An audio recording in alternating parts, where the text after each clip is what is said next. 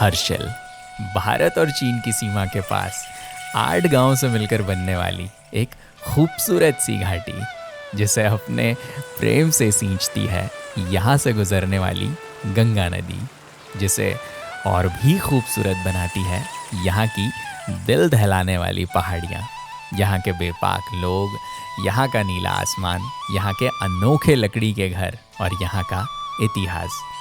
स्वागत है आपका धरती में स्वर्ग बुलाए जाने वाले उत्तराखंड की हर्षिल घाटी में। पहले एपिसोड में हमने हर्षिल घाटी के शुरुआती 4 गांवों को देखा, मोनाल को ढूंढने का कठिन परिश्रम किया, माँ गंगा को प्रणाम कहा और अब यहाँ से कंटिन्यू करते हैं अपने हर्षिल घाटी के एडवेंचर को।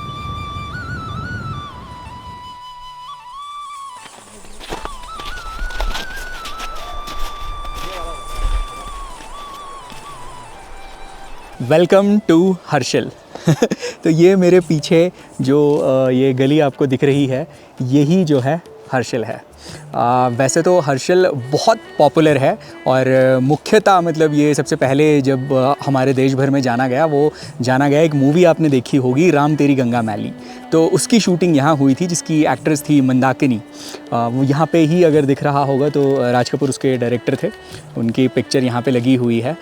वैसे जब हम लोग देखते हैं या सोचते हैं या वीडियोस में देखते हैं तो लगता है कि यार हर्षिल मतलब क्या है, बट एक्चुअल में सिर्फ अगर आप इस मार्केट को देखोगे, जो मेरे पीछे मार्केट है, या इसको गांव भी कह सकते हो, तो बस इतना ही हर्षिल है। लेकिन इसको जो इंटरेस्टिंग सा बनाया है, जो फोटोजेनिक सा बनाया है, वो यहाँ के जो घर हैं, जो पीले बिल्डिंग्स हैं, इन्होंने बनाया है। एक्चुअल में कुछ साल पहले जब यहाँ पे एप्पल फेस्टिवल हुआ था, तो यहाँ के जो जिला अधिकारी थे उन्होंने जो है एक प्रस्ताव रखा कि क्यों ना इसको जो है स्मार्ट सिटी के रूप में प्रेजेंट किया जाए। तो उस समय इनको एक जैसे कलर किए गए, इनमें पेंटिंग हुई, जैसे पेंटिंग आपको बहुत जगह देखने को मिलेंगी, बड़ी इंटरेस्टिंग सी पेंटिंग्स हैं। ओए दांत दिखा, ड्रैकुला बिस्किट है।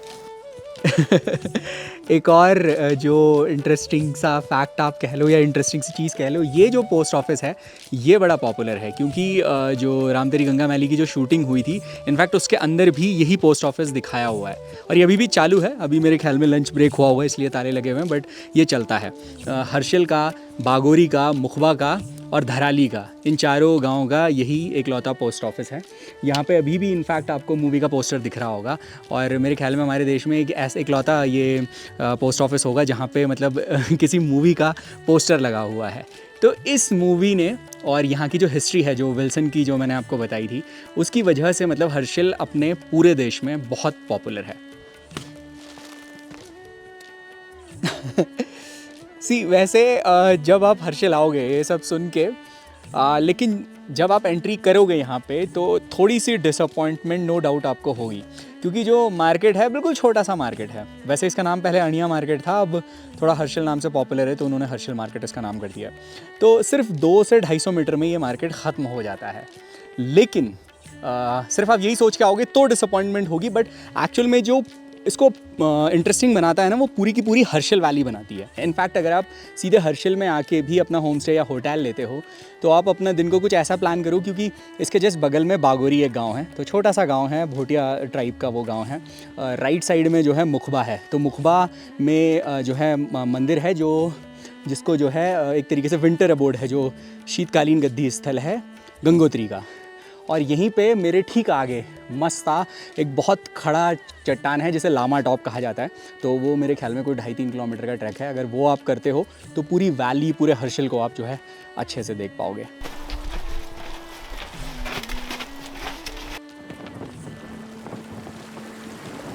तो ये छोटा सा टूर था हर्षिल का, सिर्फ जो हर्षिल विलेज है। अभी हमने जो है एक होटल ले लिया है, खुशी होटल करके, तो सामान वामान हमने रख लिया है। इसी के पास में एक मंदिर है लक्ष्मी नारायण का, और बेसिकली जिस वजह से इसका नाम पड़ा हर्षिल, तो विष्णु का, भगवान विष्णु को जिनको हरि भी कहा जाता है, तो भगवान विष्णु यानी हरि यहाँ पे शिला में बदल गए थे, हर्षिल, तो उसी नाम से इस जगह का नाम हर्षिल पड़ा। तो वो मंदिर देखने चलते हैं और इसके इतिहास को समझते हैं।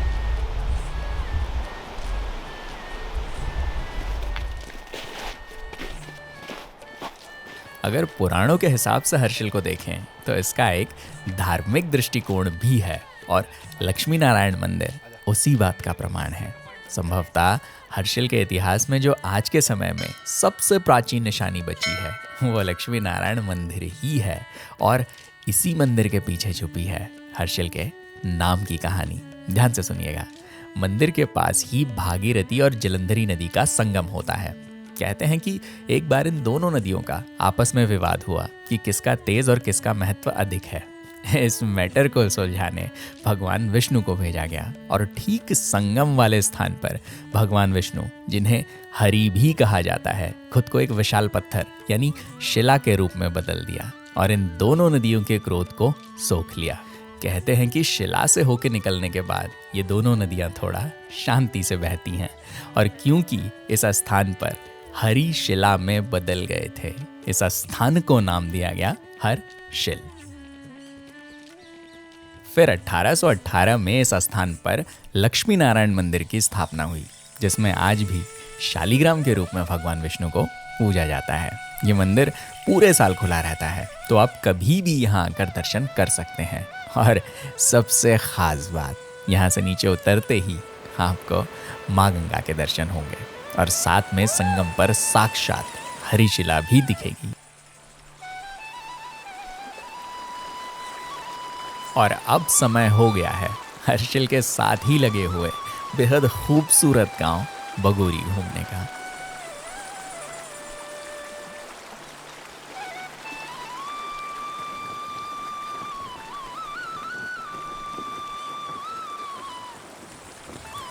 हर्षिल से छोटे छोटे 3 पुल पार करने के बाद आप पहुंचते हैं बगोरी गांव में, जिसे बाहर वाले बागोरी और यहाँ वाले बगोरी बुलाते हैं। बिल्कुल एक सीधी पटरी की तरह रास्ता है और उस रास्ते के दोनों तरफ हैं मन को मोह लेने वाले सुंदर सुंदर लकड़ी, मिट्टी और पत्थर के बने घर। ये गांव बसाया है भोटिया लोगों ने, जो किसी जमाने में भारत और चीन की सीमा के पास निलोंग और जादुंग वैली में रहा करते थे।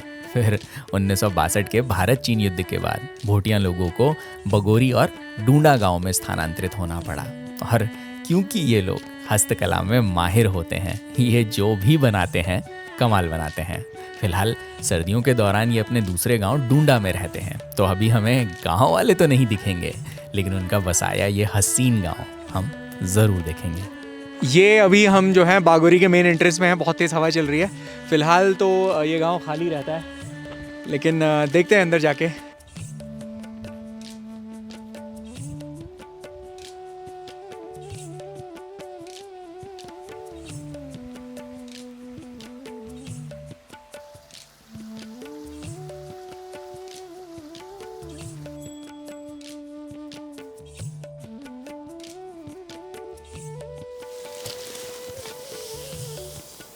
पत्थर पे ही नक्काशी की हुई है क्या? कितने प्यारे कलर्स और कैसे किए हुए हैं। कुछ कुछ बर्फ में ढक गए। हमने मतलब एक्सपेक्ट नहीं किया था कि इतना सुंदर गांव होगा। बिल्कुल सीधी लाइन में एक गांव है, जैसे पटरी रहती है ट्रेन की, और लेफ़्ट और राइट जो है प्यारे प्यारे पुराने लकड़ी के घर बने हुए हैं। एक और जो मतलब मज़े की बात है वो ये है कि यहीं पे मंदिर है और यहीं पे अपना ये मोनेस्ट्री भी है, तो जो फील आ रहा है वो बड़े कमाल का है। मतलब इसके झंडे लगे हुए हैं और मंदिर वाले जो अपने झंडे रहते हैं मंदिर के, वो लगे हुए हैं। लेकिन अभी मैं जितना आगे बढ़ रहा हूँ मुझे उतना बुरा लग रहा है, क्योंकि हमने ये तो सोचा था कि हर्षिल को ऐसे टाइम पे देखेंगे जब शायद लोग हमको कम मिले, बेसिकली हमको बर्फ़ देखने को मिले। लेकिन ये अब ऐसा फील हो रहा है अंदर से कि यार इतना अच्छा, इतना सुंदर गाँव हमने मिस कर दिया। खैर मिस इन अ वे कि गांव तो नहीं मिस कर रहे हैं, बट यहाँ के लोग और शायद उनसे बातचीत कर पाते। देखिए ये घर भी कितना प्यारा लग रहा है। यहीं पे इसका चूल्हा है और इसी तरीके से यहाँ सारे लकड़ी के घर बने हुए हैं। मेरे को जितना मतलब मैं देख पा रहा हूँ, मुझे ऐसा फील हो रहा है कि बजाय कि लग्जरी होटल्स की कि आप हर्षिल में स्टे करो, आई वुड रिकमेंड कि यहाँ पे बड़े प्यारे प्यारे जो हैं होम स्टे बने हुए हैं। हर एक दो घर छोड़ के होम स्टे हैं। तो कभी आपका आना हो तो बागोरी में बेटर है कि हर्षिल से कि आप यहाँ पे अपना स्टे करें।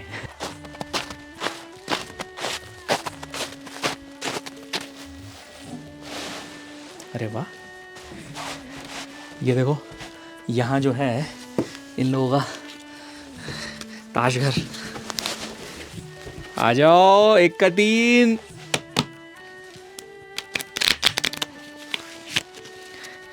चलो चलो चलो चलो चलो। कितना मतलब इतना प्यारा लग रहा है कि जैसे वो नहीं होता जो एस्थेटिकली मतलब अपनी फ़ोटो शूट करवाते हैं पुराने घरों में। मेरे को लगता है यहाँ अगर आप आ गए ना, हर घर में आप फ़ोटो शूट कर सकते हो। अभी ऐसा लग रहा है हमको कि सूरज ढलने वाला है, अदरवाइज़ यहाँ मतलब आराम से 3-4 घंटे तो सिर्फ घूम ही सकते हो। गांव वाले होते तो फिर खैर बात कुछ और होती, बट स्टिल बहुत अच्छा लग रहा है। गांव वाले तो नहीं है लेकिन हमारा मन था कि चूल्हे वाला सूप और मैगी हम बनाएं तो ये किसी का घर बंद है, तो बाहर में है हम, तो बाहर में हम ट्राई कर रहे हैं कि यहाँ पे आग लगा के बना पाएँ। थोड़ी लकड़ियाँ हमने इकट्ठा की हैं और हमारे साथ कालू भी आ जा, तो ये भी मैगी देंगे। अरे कितना प्यारा है। रुक जा रुक जा रुक जा, शांति शांति। तो कोशिश करते हैं, अगर आग जली जाएगी, वैसे एक्सपर्ट ही है हमारी तो चूल्हे वाली मैगी खाते हैं।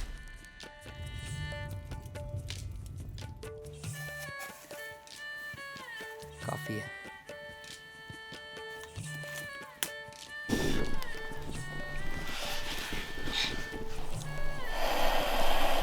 हमने जितना सोचा था उससे बहुत ज़्यादा समय लग रहा है। ये हमने माउंटेनियरिंग वाली फिल्मों में ही देखा था कि बर्फ़ को पिघला के जो है पानी बनाएंगे। शायद हमने किया था क्या वहाँ पे? वहाँ नहीं किया, वहाँ किया नहीं, बट ऐसी फिल्म में ही देखी थी। तो बहुत ज़्यादा टाइम लग रहा है और हम पानी लाना भी भूल गए हैं। देखते हैं, अभी आग तो जल गई है। तो कम से कम इसको जो है 10 मिनट लगे हैं बर्फ़ को पिघलने में, मतलब फुल फ्लेम में चूल्हे की। लेकिन मज़े की बात यह है कि हम दोनों को बढ़िया गर्मी मिल रही है यहाँ पे पानी ठंडा है, गर्म है? ठंडा पानी है, ठंडा है अभी, अब गर्म होगा।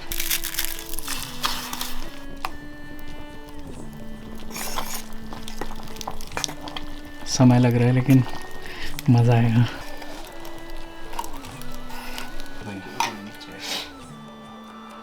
तो मैगी में मतलब जितनी मेहनत लगी थी उतना स्वाद भी आया। और आज रात जो है यहाँ पे हमारा बागोरी का एडवेंचर ख़त्म होता है।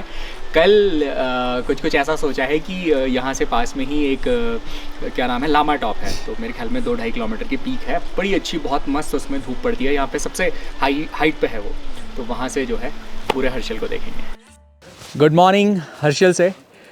मेरे पीछे आपको एक पहाड़ की चोटी दिखाई दे रही होगी जिसे लामा टॉप कहते हैं।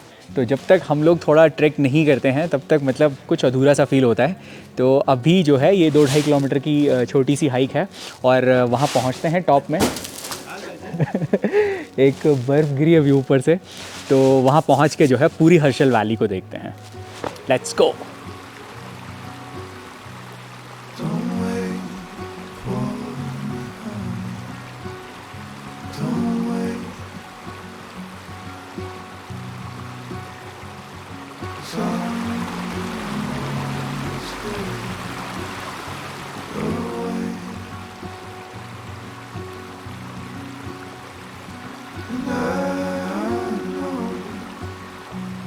Exactly what I'm looking for. And as we go, I'll keep running till I can.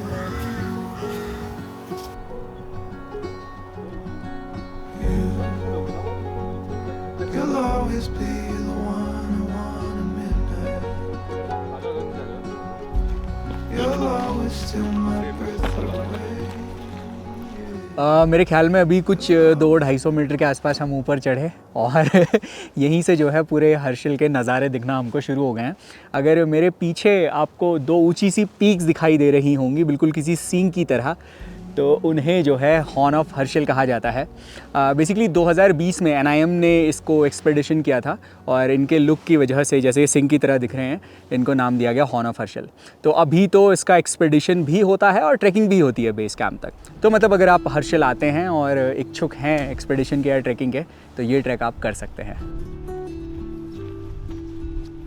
अभी हम सीधा आगे बढ़ रहे थे तो रास्ता आगे से नीचे जाने लगा, मतलब गलत जाने लगा वापस से नदी की तरफ। तो हमने रियलाइज़ किया कि यार फिर ऊपर चढ़े हम ऐसी शॉर्टकट मार के। तो फिर उसके बाद हमने देखा कि सही रास्ते में एज सच तो वो नहीं लगाए हुए, लिखा हुआ नहीं है, बट ये फ्लैग लगे हैं तिब्बतीन।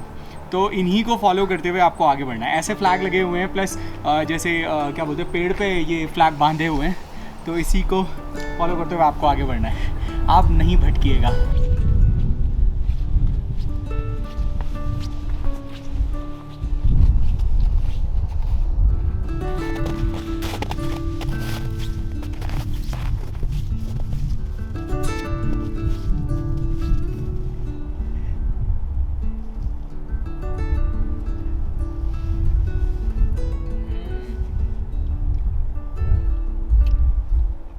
ये जो है अभी तक का सबसे डिफ़िकल्ट पैच आया है, बिकॉज़ यहाँ से बिल्कुल ढलान है और बर्फ़ में चढ़ने से ज़्यादा उतरना टफ होता है। फिर यहाँ से नीचे जाएंगे और फिर यहाँ से ऊपर आएंगे।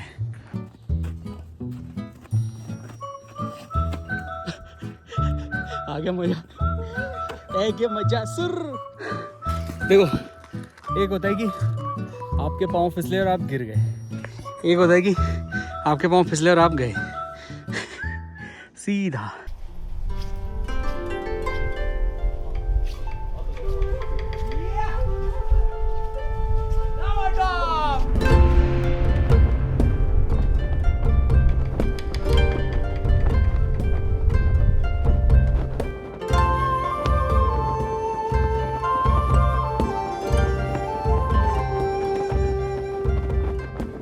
बस 3 किलोमीटर की रोमांचक सी चढ़ाई, और क्या संतुष्टि है यहाँ तक पहुँचने की। यहाँ तक कि विल्सन भी लामा टॉप को हर्षिल का ताज बुलाता था। झूठ नहीं कहा था विल्सन ने, सच में ताज है। नीचे से बिल्कुल पूरा सर उठाने के बाद ये पहाड़ की चोटी नजर आती है, और अब इसी चोटी से पूरी हर्षिल घाटी साफ दिखाई पड़ती है। ऊपर से बिल्कुल ऐसा लग रहा है मानो मैं खुद हर्षिल को बाज की नज़रों से देख रहा हूँ। और यहाँ से सिर्फ हर्षिल ही नहीं बल्कि पूरी हर्षिल घाटी साफ नजर आती है। वैसे गांव वाले इसे लामा टेकरी बुलाते हैं और पर्यटकों के लिए ये है Lama Top. Finally we made it to Lama Top. Trek छोटा सा था और थोड़ा स्टीप था, बट आखिरी के जो लगभग 500 मीटर थे वो मतलब हम दोनों ने एक्सपेक्ट नहीं किया था कि इतना टफ होगा। मतलब इतना ऐसा लग रहा था कि भाई जाएँ कि नहीं जाएँ। खैर अब सोच लिया था कि आना है तो फिर आ गए। बट एनीवेज, अगर आप विंटर में आते हो तो कोशिश करना कि जो स्पाइक्स आती हैं उनके साथ आप यहाँ पे आओ। अभी मेरे पीछे जिन पीक्स को देखते हुए जो हॉर्न ऑफ हर्षिल हम नीचे से देखते हुए आ रहे थे, अभी यहाँ से बिल्कुल लग रहा है कि मतलब उसके बिल्कुल बेस में है, यहाँ से बहुत अच्छा व्यू आ रहा है। तो अभी कुछ नहीं, तसल्ली से यहाँ पे बैठते हैं और नज़ारों का मज़ा लेते हैं।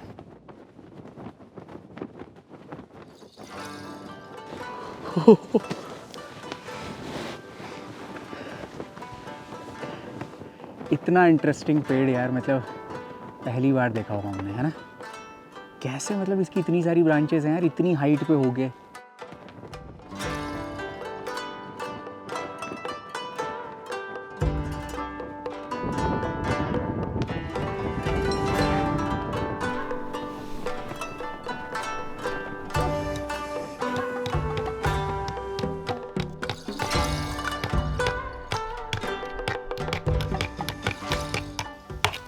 अब निकालना शुरू कर दें। इसको उसी के ऊपर रख दीजिए, इसी के ऊपर।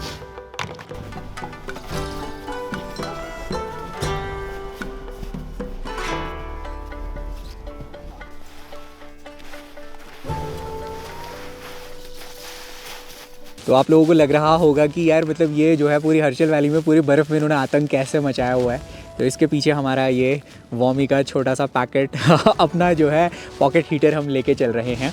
बड़ा कमाल का प्रोडक्ट है, सिर्फ आपको खोलना है हवा से और थोड़ा सा शेक करना है, तो 10-15 मिनट लेता है और बढ़िया मतलब एक हल्की सी वार्मथ आपको देता है।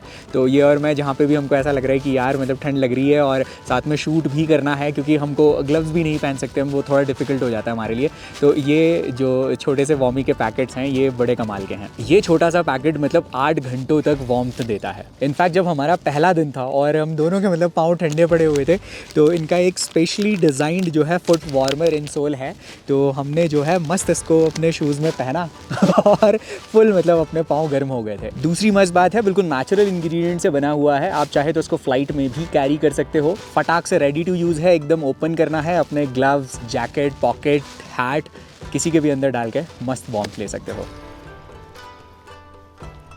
पिछले कुछ 7-8 सालों से मुझे ज़्यादा हाइट से नीचे देखने में डर लगने लगा है। तो इस डर से जीतने मैं जहाँ भी ट्रैक करता हूँ उसकी पीक से नीचे देखता हूँ। फिलहाल यहाँ पे अजीत का हाथ पकड़ के मैं लावा टॉप की पीक से हर्षिल को देख रहा हूँ। बहुत कम ऐसे ट्रैक्स होते हैं जो आसान भी होते हैं और इतना सुंदर नज़ारा देते हैं। Horn of Harsil, Gangotri Himalayan range, पूरा 360 व्यू, और क्या चाहिए। और अब समय हो गया है यहाँ से हर्षिल से लगे एक और खूबसूरत गांव मुखबा जाने का। गुड इवनिंग जी।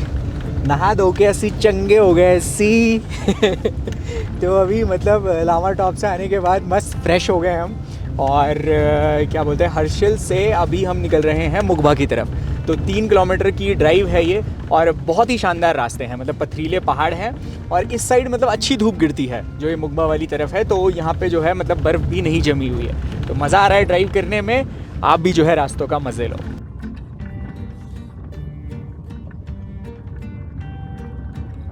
गेट आ गया।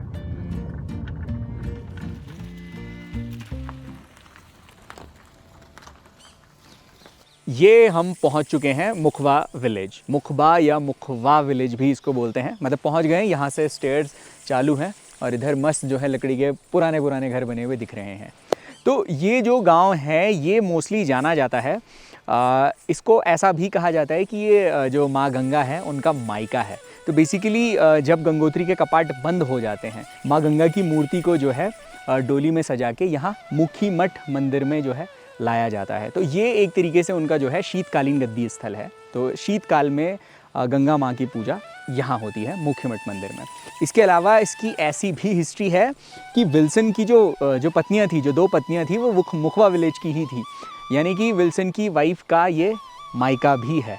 तो हमने ऐसा सुना है कि उस टाइम के विल्सन के बने हुए पुराने घर आज भी यहाँ पे हैं।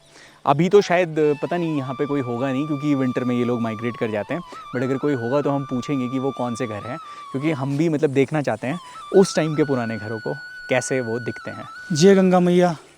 ये मुखवा गांव मुखी मठ है। यहाँ पे गंगा जी का मायका कहा गया है इस गांव को। जो सामने मंदिर देख रहे हैं आप, गंगा जी का मंदिर, 6 महीने यहाँ पे गंगा जी की पूजा होती है। जब गंगा जी के कपाट बंद होते हैं गंगोत्री में, तो ये सामने गंगा जी का मंदिर, यहाँ पे गंगा जी की डोली है आ रखी है गंगोत्री से। तो आजकल गंगा मैया अपने मायके में हैं। और ये सामने जो मंदिर देख रहे हैं आप, ये लकड़ी वाला पुराना है, काफ़ी पुराना है, और ये समीश्वर महाराज है, हमारे ग्राम देवता हैं। उसके बगल में ये नरसिंह जी का है।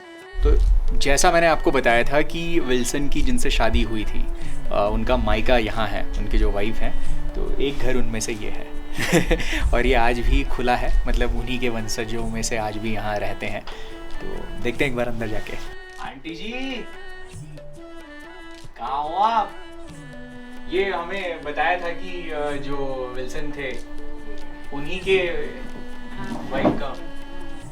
तो क्या था, उन्होंने उन बुआ किससे, 2 लोगों से शादी की थी ना? किनसे? एक राय माता शायद।